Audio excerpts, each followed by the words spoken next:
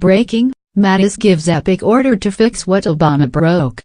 Under former Commander-in-Chief, Barack Obama, the U.S. military was increasingly faced with new restrictions and requirements, which were often designed to generate political points. President Trump's Secretary of Defense, James Mattis, has a different focus: winning wars. In a memo obtained by the Military Times, Mattis has ordered a review of all requirements for mandatory force training that does not directly support core tasks. Mattis wants the military to focus less on social engineering. Instead, he wants to encourage each branch of the military to spend more time on counterintelligence training. "I want to verify that our military policies also support and enhance warfighting readiness and force lethality," Mattis said. This kind of straightforward focus could never have been achieved by Obama's Secretary of Defense appointees. Yet, this new review is perfectly in line with President Trump's stated goal of removing the political correctness from our armed forces.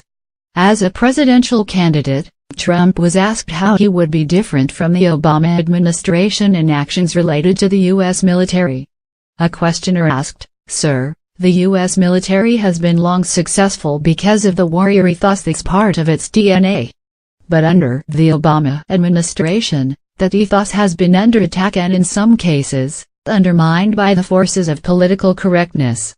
The military has become an institution for social experiments, and as a result, the military's undergone a number of changes through regulations with regard to women in combat, transgender rights, and other issues," the questioner continued. None of these PC actions were combat effective or readiness driven. Trump agreed and argued, "You're right, we have a politically correct military and it's getting more and more politically correct every day. And a lot of the great people in this room don't even understand how it's possible to do that.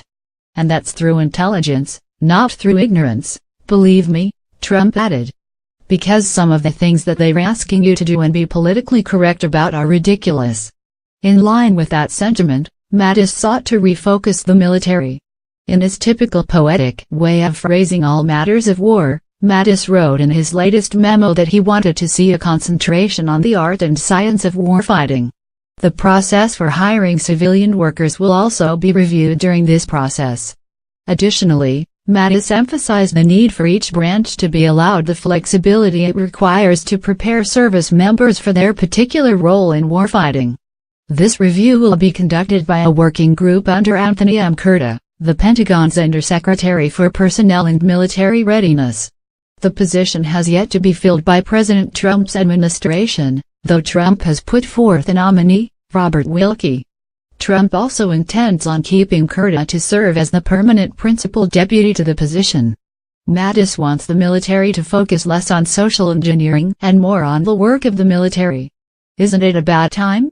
Wilkie's appointment has yet to be confirmed by the Senate, but already many have spoken in support of his nomination, according to a report from the Washington Examiner. Senator Tom Tillis, R. North Carolina, has said Wilkie has unparalleled experience, wisdom, and insight when it comes to military issues and understanding of the challenges facing our men and women in uniform. It is unclear if Wilkie will be confirmed in time to contribute to this new review ordered by Mattis. It will be completed by December 1, 2018.